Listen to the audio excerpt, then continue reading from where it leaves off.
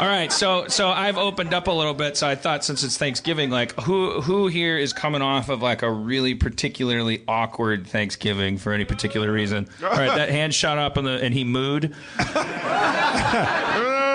Do you want to come up here and share your bad Thanksgiving, awkward Thanksgiving? Awkward goat mooer, here he comes. What's your name, sir? What's your name? Gage. Gage, everybody. Gage, do me a favor. Turn your butt toward the cameras and let's talk about what the terrible catastrophe that happened to your pockets.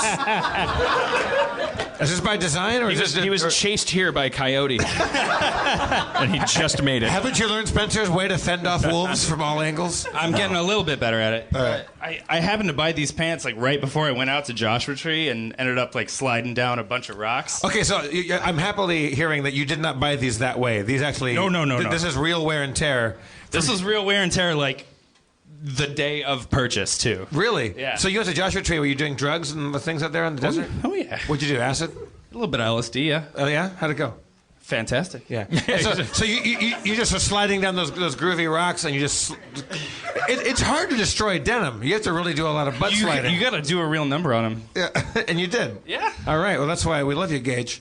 I did mushrooms up there in their desert, and I was just terrified the whole time that my girlfriend was going to die because she was running around like a goddamn maniac. Look at the rocks, they're alive. I'm like, motherfucker, you're alive. And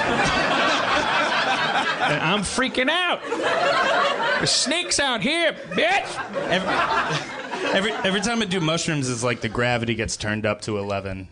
Like LSD is a good adventure. I could just picture. I mean, it's just like so. Like I just like it's the injury thing. Like I can't. Like I could just so easily picture. And for some reason, and this isn't intentional. I don't think I've ever been attracted to a. I've never ended up in a relationship with a. I have to. I don't want to insult anybody that I've been in a relationship with, but they're typically very clumsy women.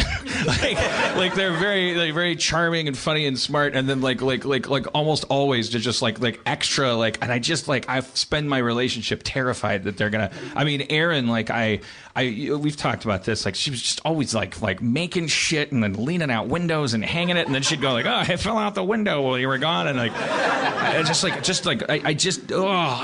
because I know I just don't feel like I'm gonna have the capacity to deal with an injury. I had to physically restrain my girlfriend this weekend from crawling inside a dumpster with a family of raccoons. We were... Wait, she was crawling in a dumpster that already had a family of raccoons in it, or she had ganged up with a family of raccoons? And she's like, let's go storm that dumpster. Yeah, you should have stopped her from joining a family of raccoons. She hadn't yet curried their favor. That was my problem. Yeah. It was like an initiation. She was getting jumped in by the Palm Springs bandits. Did she heed your warning, or did she go right ahead? No, that's why I had to physically restrain her. No, so we were up in Big Bear for the week. We took a week off and just went up, and we also happened to have taken a little bit of LSD, and we're just hanging out. And we went down to our car to get something, and we heard this like ruckus from inside this big metal cage of dumpsters. And she's like, "I think there's a bunch of rats right there." I'm like, "No, we got 8 angry raccoons staring right at us." And she just crawls down to her knees and starts inching her way towards them as they're like angrily bearing her down.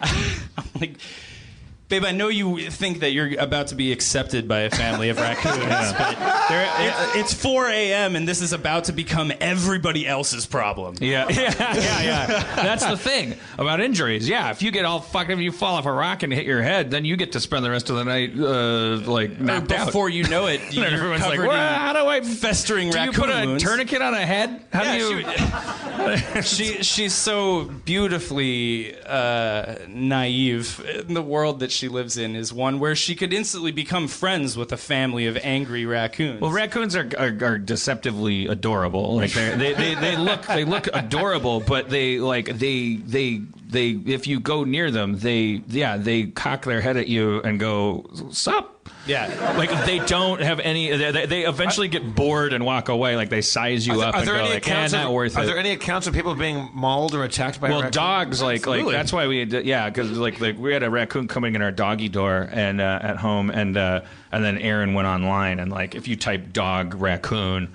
it's just fucking photo rolls of pictures of just because they got like they're like monks in D&D. They got little people hands. Yeah, they got little people hands. They look like little human. And they're not little people. You know what else has little people hands that aren't people? Chimpanzees. And look what they do. They get in there. They rip their face off. Eyeballs and nuts. The very next night, we had there was the same group of 8 raccoons were literally beating the shit out of each other outside of our door and making an insane. You think noise. it was infighting? Like, hey, Jerry, that woman wanted to join our group. And you fucking flexed up on her, and there was like, yeah.